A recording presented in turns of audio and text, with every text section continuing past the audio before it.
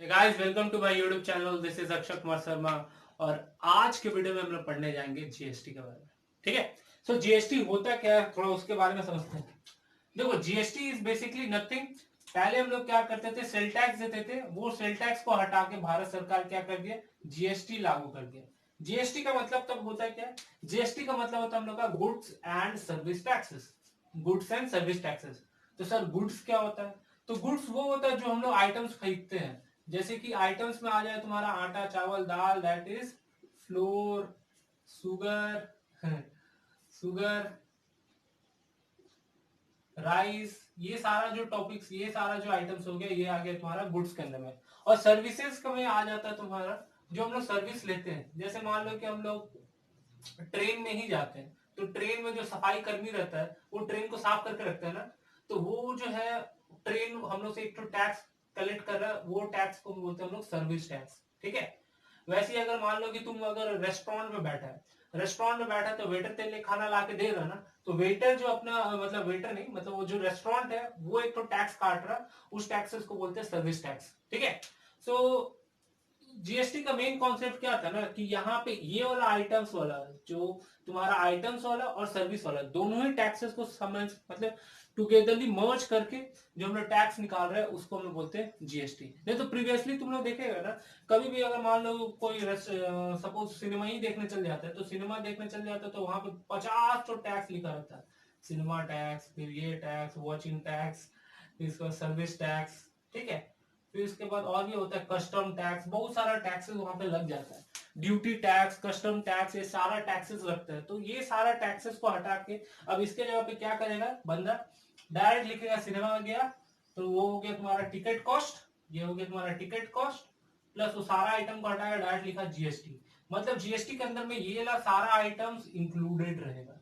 बात समझ में आ गया, जीएसटी में अकेला हो गया ये, और ये अकेले ही सब कुछ इसके अंदर में इंक्लूडेड रहेगा। इसीलिए जो हम लोग का जीएसटी का जो ये है ना टैक्स प्राइस, वो हाई है। समझ में आ रहा। तो और देखते हैं नेक्स्ट इसमें और क्या है। तो अगर हम लोग जीएसटी अगर पढ़ना है तो उससे रिलेटेड कुछ कुछ टर्म्स को हमको जानना होगा। जैसे सबसे पहला टर्म है तुम्हारा डीलर। डीलर क्या होता है, अगर डीलर का बात करें तो वही होता है जो लोग दुकान चलाता हो, जिन लोगों को पता हो।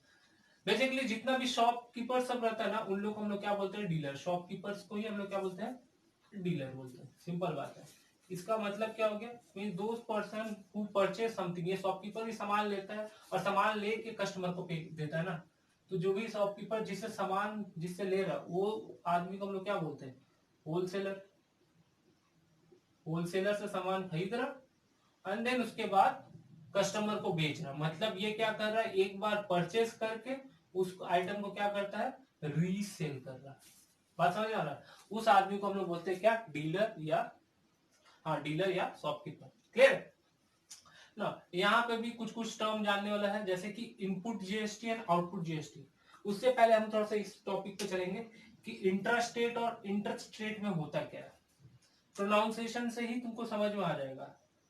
Intra sale, intra state, sorry क्या है, इंट्रा सेल, अरे यार, इंटर स्टेट सेल। और एक तो होता है तुम्हारा इंटर स्टेट सेल ना। इंट्रा और इंटर में अगर हम लोग बात करेंगे, ये दोनों इंपॉर्टेंट टर्म है ना। ये पहला टर्म हो गया, ये दूसरा टर्म। डीलर का मतलब तो समझ में आ गया, वो आदमी जो सामान खरीद के वापस से रीसेल कर रहा है, इसी को हम लोग बोलते हैं डीलर। ठीक है। नेक्स्ट वाला intra state. Intra state sales के ऊपर में अगर जाएंगे, सेल्स एस, सेल्स के ऊपर में जाएंगे, तो ये ना जो सेल होता है, ये विद इन द स्टेट या with in the union territory के अंदर में जो भी स्टेट का सेल होगा, उसको बोलेंगे विद इन स्टेट और यूनियन टेरिटरी, यूटी लिखते हैं यहाँ पे। ठीक है। विद इन स्टेट अगर सेल हो रहा है तो उसको हम लोग बोलेंगे इंट्रा स्टेट सेल। मतलब एक स्टेट के अंदर में सेल हो रहा है। जैसे झारखंड अगर हो गया, तो झारखंड के अंदर में ही हम लोग पूरा पूरी सेल कर रहे हैं। क्लियर है। मतलब झारखंड के अंदर बोकारो, रांची, जमशेदपुर, ये सब जो है बस इसी के अंदर में जो सेल कर रहे हैं उसको बोल देंगे तुम्हारा इंटर स्टेट सेल। ठीक है। वैसे ही अगर बोलेंगे inter state sale, inter state sale मतलब बोलेंगे मतलब आउटसाइड दी स्टेट। जैसे झारखंड का सामान हो के उसको हम लोग बेच रहे हैं तुम्हारा यहाँ पे दिल्ली में बेच रहा है, या फिर झारखंड का सामान को हम लेके कोलकाता में बेच रहे हैं, तो वो वाला जो स्टेट, वो वाला जो ये हो गया सेल हो गया, उसको बोलेंगे इंटर स्टेट सेल। ठीक है, याद रखना, ज्यादा डिफरेंस नहीं है दोनों का, इस पे डेरी मीन है, एक तो है INTR इंट्रा और दूसरा है INTER। क्लियर है? सो यहाँ पे ये 2-3 टर्म समझ में आ गया ना, तो आओ इसमें और कुछ कुछ टर्म्स को समझते हैं। जीएसटी का जो कॉन्सेप्ट बनाया गया था, इसको नहीं मिटाएंगे, अच्छा मिटा ही देते क्या ना। नेक्स्ट इसका टॉपिक है, नेक्स्ट इसका 4वां और 4वां या 5वां पॉइंट क्या है, जैसे कि एक आ गया इसका नेक्स्ट टॉपिक आ जाता है इनपुट जीएसटी और होता है आउटपुट जीएसटी। इनपुट जीएसटी और आउटपुट जीएसटी किसको बोलते हैं? मान लो ये शॉपकीपर है, वही वापस से डीलर, ठीक है। अब ये क्या कर रहा है, होलसेलर से सामान खरीद रहा है। किससे खरीद रहा? होलसेलर से। तो होलसेलर से जब ये सामान खरीद रहा और फिर ये बेच रहा किसको? कस्टमर को।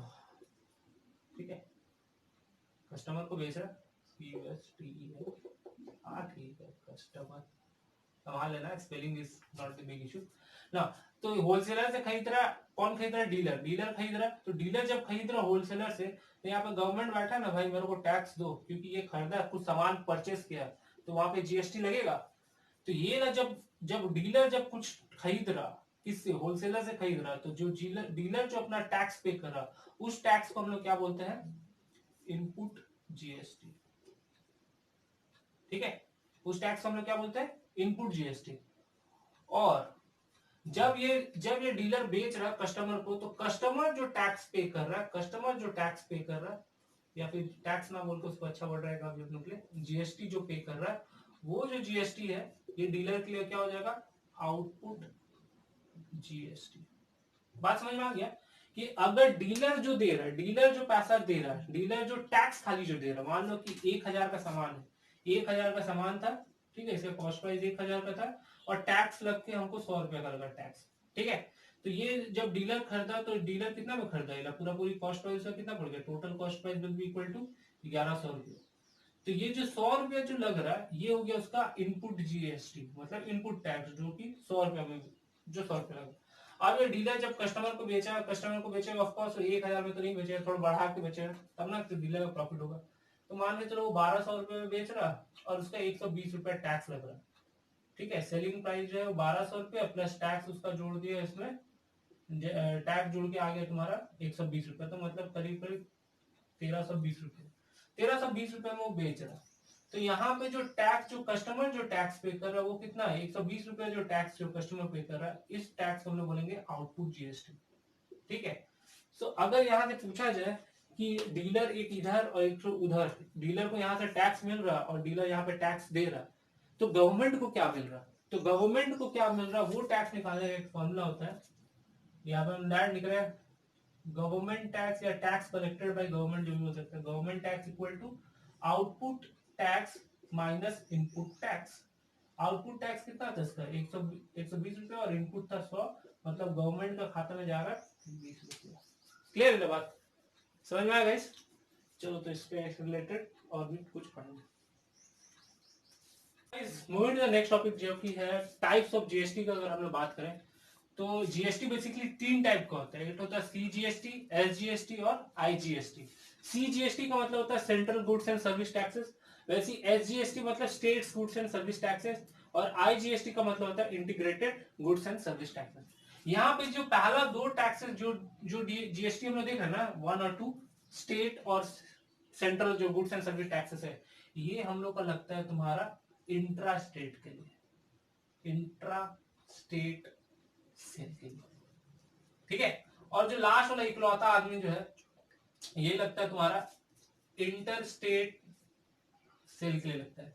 ठीक है, इंटर स्टेट मतलब कि जगह, मान लो कि अगर हम लोग कोई भी एक सामान, जैसे एक पंजाब का कोई भी, पंजाब में हम लोग मान लो पंजाब एक शहर ले लिए, और पंजाब में हम लोग कोई भी एक सामान बना रहे हैं, जैसे कि मान लो राइस ही बना रहे हैं। ठीक है, राइस मतलब हाथ का चावल, और उसको हम लोग क्या किए, पंजाब का ही कोई एक लोकेशन में हम लोग सेंड कर दिए, सिटी 1 पे हम लोग उसको बनाए कुछ, और उसको सिटी 2 में सेंड किए, इसका पंजाब का ही इसमें।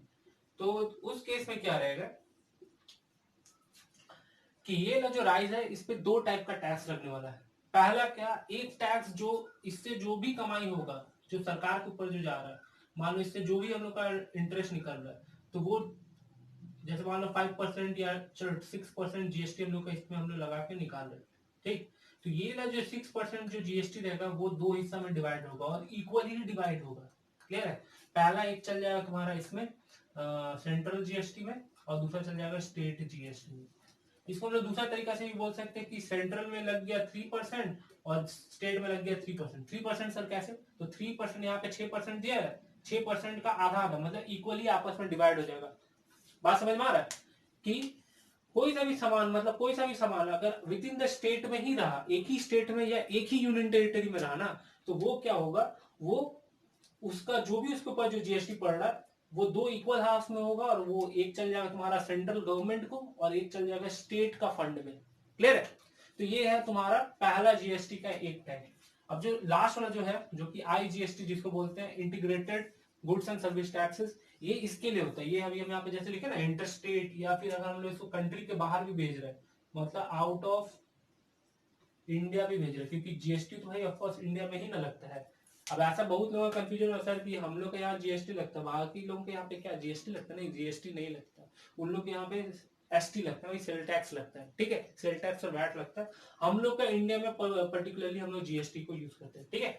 तो अगर हम लोग इंडिया के बाहर अगर कोई जा रहा है, इंडिया के बाहर अगर कोई गुड्स को हम लोग भेज रहे हैं, तो उस केस में जो भी कमाई आएगा, जो भी कमाई आएगा, मान लो जो भी कमाई आएगा, तो वो तुम्हारा किसमें चल जाए? सीधा सीधी सीजीएसटी के कॉन्सेप्ट में चल जाए। सीजीएसटी मतलब सेंट्रल को सारा पैसा मिल जाएगा। क्लियर है? वो उस टाइम में जो भी पैसा है वो स्टेट में नहीं जाने वाला, क्योंकि स्टेट से थोड़ी ना सेल किया गया है, उसको कहां से भेजा गया है? आउट ऑफ इंडिया भेजे तो मतलब वो सीधा सेंट्रल को पैसा जाएगा, मतलब नरेंद्र मोदी को पैसा जाएगा। यहाँ का हम लोग का सिविल सोलन को, इन लोग सबको नहीं जाएगा। क्लियर है? बात समझ में आ गया? तो अब यहां से हम लोग जो भी करेंगे, यही था बेसिक कॉन्सेप्ट जीएसटी का, है ना। अब हम लोग इसका क्वेश्चन सब करेंगे, ठीक है। पहला क्वेश्चन यहाँ पे क्या बोला है? A manufacturer sell a washing machine to a wholesaler at a rate of 15,000 and the wholesaler sell it to the trader at a profit of 1200. The trader sell it to the consumer at a profit of 1800 if all the sales are interstate. यहाँ पे पहला word समझने वाला intrastate, and the rate of GST is 12%. ठीक, सो intrastate बोल दिया तो intrastate याद है? इंट्रास्टेट मतलब दो जीएसटी यहाँ पे लगने वाला है, तो सी जीएसटी और लग जाएगा तुम्हारा एस जीएसटी। ठीक है, सी जीएसटी मतलब सेंटर पे जो जीएसटी लगेगा वो वाला, और एस जीएसटी मतलब जो स्टेट पे जीएसटी लगेगा वो वाला। नाउ तो पहला भी हम लोग यहाँ पे क्या करते हैं, क्वेश्चन को थोड़ा सा बनाते हैं, ठीक है। सो देखो क्वेश्चन को फटाफट ट्राई करते हैं ना। पहले यहाँ पे बना लिया मैन्युफैक्चरर,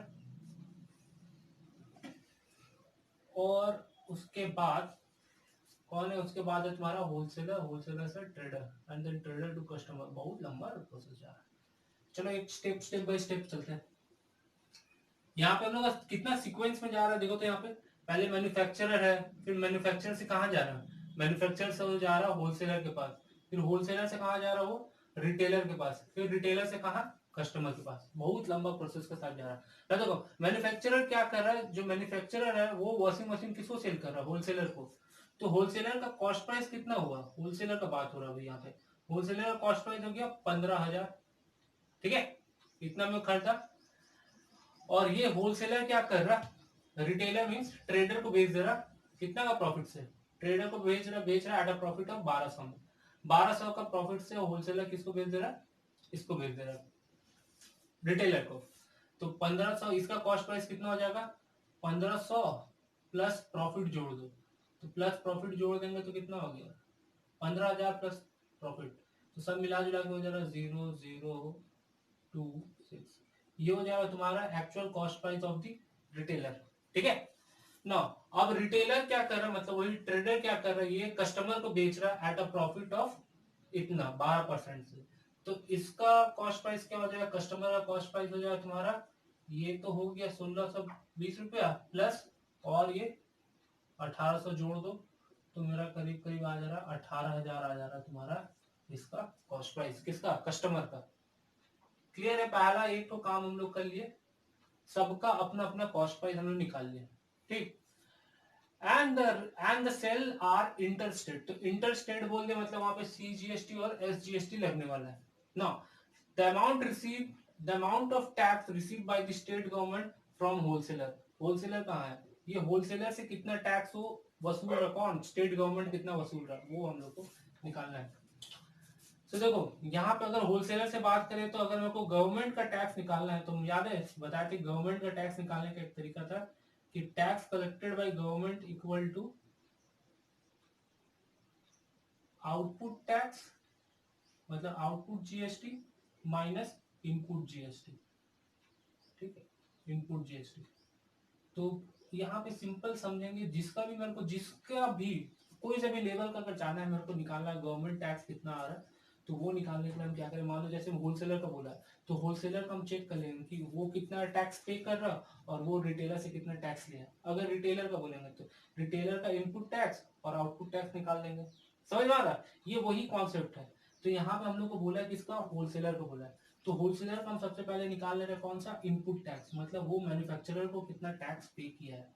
तो हम लोग का GST पड़ रहा है कितना, GST हम लोग का पड़ रहा 12% है ना, हाँ 12% है।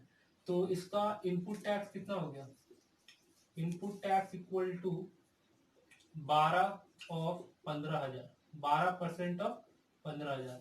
तो ये दो दो जीरो कैंसिल आउट होके हम लोग कितना आ गया, 15 इंटू 12 कर देते हैं तो ये 300 और इधर से आ गया 150, मतलब 1800 रुपये यहाँ पे आ जा रहा है टैक्स। कौन सा टैक्स, जो होलसेलर पे कर रहा है।